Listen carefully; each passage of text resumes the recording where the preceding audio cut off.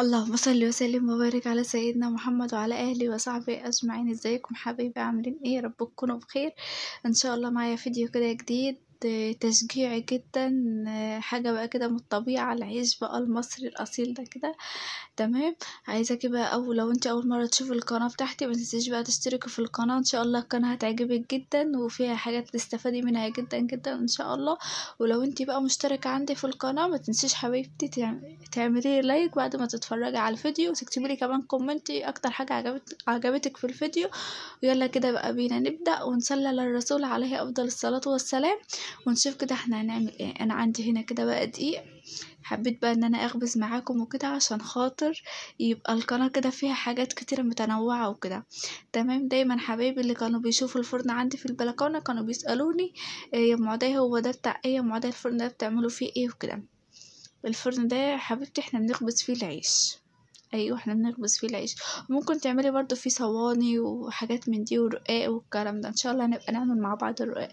هنا كده بقى عندي العيش، ببدأ كده ان انا اجيب منخل وابدأ ان انا احلله عشان خاطر اخلي الدقيق لوحده. حاجة اسمها الردة، عارفين الردة كده اللي احنا بنجيبها من عند العطارين؟ هي بتطلع من الدقيق ده عشان خاطر بنقطع عليها العيش ونبدأ ان احنا نخبز عليها وكده. زي ما انتم ما شايفين كده ببدأ ان انا انخل الدقيق او احلله على حسب بقى ما انتم ما بتقولوا عليه يعني وكده. بعد ما نخلت بقى الدقيق او حللت كل الكمية اللي معايا كلها، انا كان معايا 10 كيلو دقيق. تمام. كنت حاطه عليهم 2 كيلو دقيق فاخر اللي احنا بنجيبه من عند العطار. تمام. الدقيق نوعه كويس ونوعه تمام ومية مية. زي ما انتم شايفين كده، بعد ما حللته حسيت ان الكمية اللي معايا كتيرة على المجور او الطبق اللي معايا، فرحت نقلهم تاني في الطبق الاستانلس ده. الطبق الاستانلس ده كبير، وحسيت ان انا هاخد راحتي فيه اكتر في العجين وكده. حطيت عليه كيسين خميرة فورية اللي احنا بنجيبها للبيتزا وبنجيبها للمعجنات وكده، بتتباع في اي سوبر ماركت او بتتباع عند اي عطار. تمام. حطيت عليهم كده كيسين، وحطيت عليهم حوالي من معلقتين ملح. تمام. وبدأت كده ان انا العجين بقى يا بنات في الشتاء لازم يتعجن بمية سخنة، يعني مية دافية، مش مية سخنة بقى اللي هي سخنة اللي انت مش قادرة انت تحطي ايدك فيها، لا مية دافية كده زي عجينة البيتزا. تمام. بتبدأي ان انت تعجني بيها في الصيف، بتعجني عادي بمية باردة. تمام. زي ما قلت لكم يا بنات، لازم المعلومة دي في الشتاء لازم تعجني العجين بتاعك بمية دافية، وفي الشتاء بتعجني عادي بمية سخنة. تمام. بتبدأي بقى ان انت كده تكبي مية. الملح يا بنات، في ناس ممكن تحط ملح وتبدأ ان هي تدوق العجين فعادي، وفي ناس تانية خلاص هي من كتر ما هي ما بتعجن فعارفة المقدار اللي معاها قد ايه ده هياخد ملح قد ايه. تمام. فاللي هي خلاص بتبقى بالنظرية كده، وخلاص هي اتعلمت وتعودت ان هو المقدار ده دي بياخد قد كده ملح. تمام. فانا حطيت معلقتين كده ملح كبار، وحطيت كيسين خميرة. تمام. وبدأت بقى ان انا اعجن كده، ببدأ ان انا انزل بالمية تدريجيا، ما بنزلش بكمية المية اللي معايا كلها. تمام. ببدأ ان انا انزل بالمية واحدة واحدة، وابدأ ان انا اعجن الم الدقيق كله في قلب بعضه. وابدأ بقى ان انا ما بنزلش مية، ببلي بس يا مدبك ايدي، وابدأ ان انا اعجن كده عشان خاطر العجين يبقى معايا العجينة مظبوطة. تمام. والعجينة بيبقى اللي هي عارفين اللي هي اللي هي بتبقى ناعمة كده، واللي هي ما فيهاش اي فراغات وما فيهاش اي حاجة. تمام. اللي هي معجونة بقى اللي انت هتفضلي تعجني فيها زي ما انتم ما شايفة كده معايا لحد بصي ما نفسك يتقطع. بتفضلي تعجني اكتر من تلت ساعة. تمام. وما بتحطيش اي مية خالص لحد ما تعجني. بتبدأي ان انت تتأكدي جدا ان الدقيق خلاص ما بقى خلاص كله عجينة واحدة، واللي هو خلاص مفيش دقيق عامل في بعض. عشان ممكن مثلا تكب مية وتعجني وتجي في الاخر بعد ما تعجني بتلاقي فيه مثلا دقيق من تحت العجين. لا، انت لازم تعجني كله في قلب بعض، وتقلبي العجين من فوق لتحت زي ما انتم شايفين كده. وبتبداي ان انت تعجني. بعد ما تعجن معايا ببدا ان انا انزل بقى كده بمقدار الميه اللي معايا. هو خلاص ده مقدار الميه اللي معايا اللي انا حطيته، مش هحط بقى ميه تاني على كده. هبدا ان انا بقى الم فيه العجين كده، وابدا ان انا اعجن لحد ما يشرب الميه دي كلها اللي معايا. وهوريكم السمك بتاع العجينه بيبقى عامل ازاي. تمام كده يا بنات. تمام، ما تنسيش بقى طول ما انت شغالة كده الصلاة على النبي والاستغفار. اللهم صل وسلم وبارك على سيدنا مولانا محمد وعلى اله وصحبه اجمعين. هنا كده اوريكم بقى السمك بتاع العجين ناعم جدا ومفيهوش اي فراغات ومفيهوش اي حاجه ماسكه ببعضيها، يعني اللي هي مكتله كده في قلب بعضيها.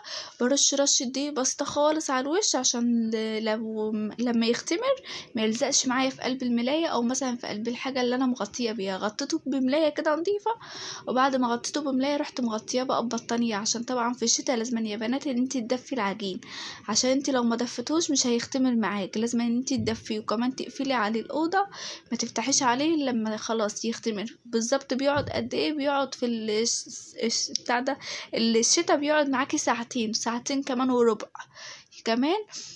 في الصيف ممكن يقعد معاكي ساعة واحدة او اقل من ساعة كمان وتلاقيه اختمر كمان على طول. هنا كده مسكت الردة اللي احنا طلعناها من الدقيق، مسكتها كلها، فرشت بطانية من تحت ورجعت فرشت ملاية عليها نظيفة، ورحت ماسكة الردة دي كلها مفرشاها على الملاية، سواء بقى ان انت هتقطعي العجين بتاعك على ملاية او على مثلا صواني، على حسب بقى ما انت ما هتقطعي العيش بتاعك. في ناس بتقطع على صواني، بس بصراحة العجين اللي كان معايا كان كمية، فاللي هو الصواني كانت هتبقى كتيرة عليا، كنت هستهلك يعني صواني كتيرة وكده. فالملاية بتبقى اسهل، والبطانية من تحت عشان السيراميك وكده، عشان العجين يبقى دافي معايا وكده. ببدأ ان انا اقطع حتة عجينة كده بايديا، وابدأ ان انا اقطع على الدقيق كده عشان العجين ما يلزقش في الايد التانية. زي ما انتم ما شايفين كده، في ناس يا بنات بتقطع بزيت، يعني بتبيل لايديها كده زيت وتبدأ ان هي تقطع عادي. تمام، بس انا بصراحة ما بحبش اقطع بزيت، عشان بقى لو العيش مثلا طول او قعد مثلا فترة ولا حاجة الزيت ريحته ما تعملش فيه. تمام كده، وابدأ ان انا ابدأ ان انا اقطع العيش كله كده زي ما انتم ما شايفينه على الارض.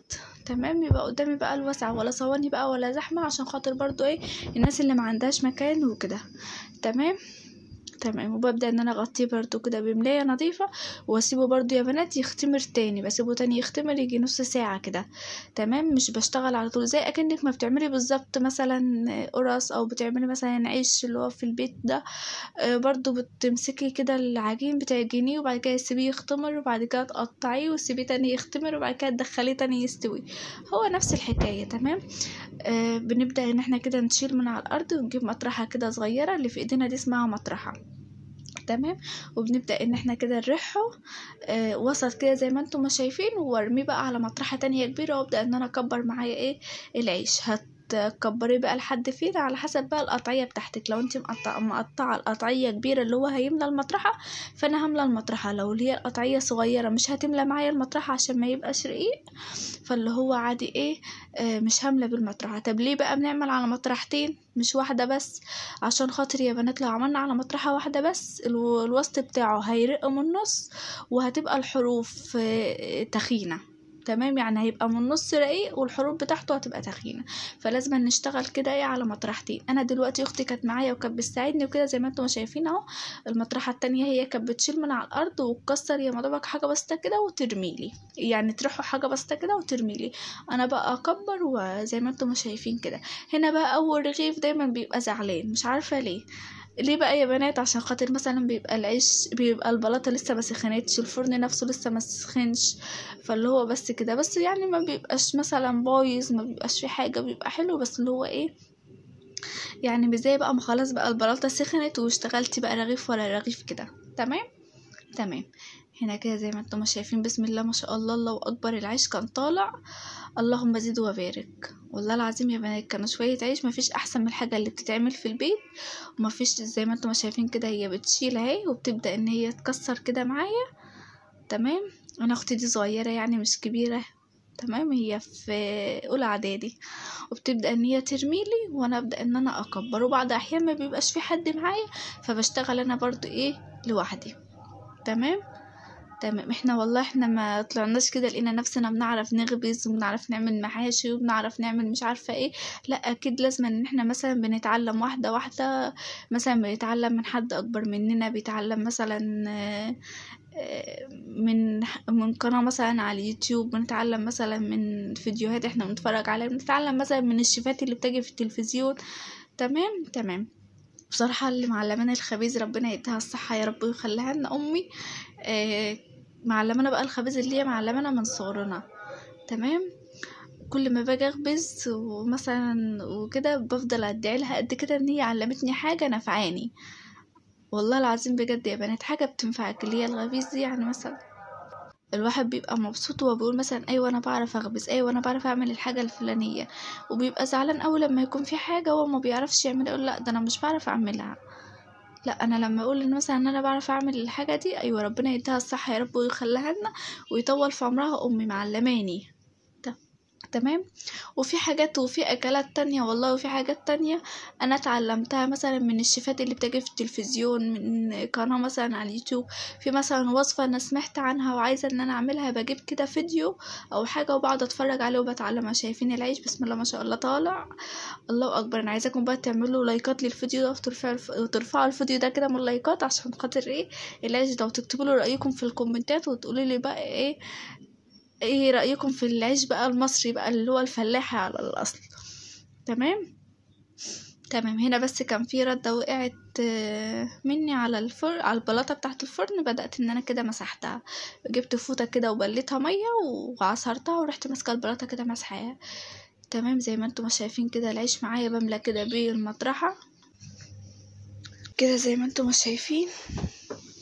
لازم بقى الرغيف تبدأي ان انت تلفيه كده يمين وشمال عشان خاطر يبقى كله لون واحد. هنا بقى زي ما انتم ما شايفين كده العيش كان طالع الله اكبر بسم الله ما شاء الله، كان طالع 100. هنا كده بنبدأ بقى ان احنا نرمي كده في الفرن عادي، يعني عادي ما فيهاش اي حاجه. انت بتبداي كده ان انت لو انت لسه اول مره مثلا تتعلمي وكده، تبداي ان العيش ده بيبقى مقطعه قطعيه صغيره زي ما انا ما هوريكم كده في الاخر، قطعيه كده بتبقى صغيره خالص قد العيش اللي احنا بنجيبه من الفرن العاديه. وبتبداي ان انت ترميه. تمام. واحدة واحدة، أو ممكن ترميه مرة يتني منك، مرة يتلخبط منك، مرة مثلا بيجيبوا البلاطة من أولها لآخرها. بس بتفضلي ان انت تعملي لحد ما تتعلمي، مش اللي هو خلاص بتستسلمي ان انت لا معرفتيش تعملي وان انت بوظتي أول مرة فخلاص كده ان انت مش هتعرفي تتعلمي. لا ما احنا ياما بوظنا.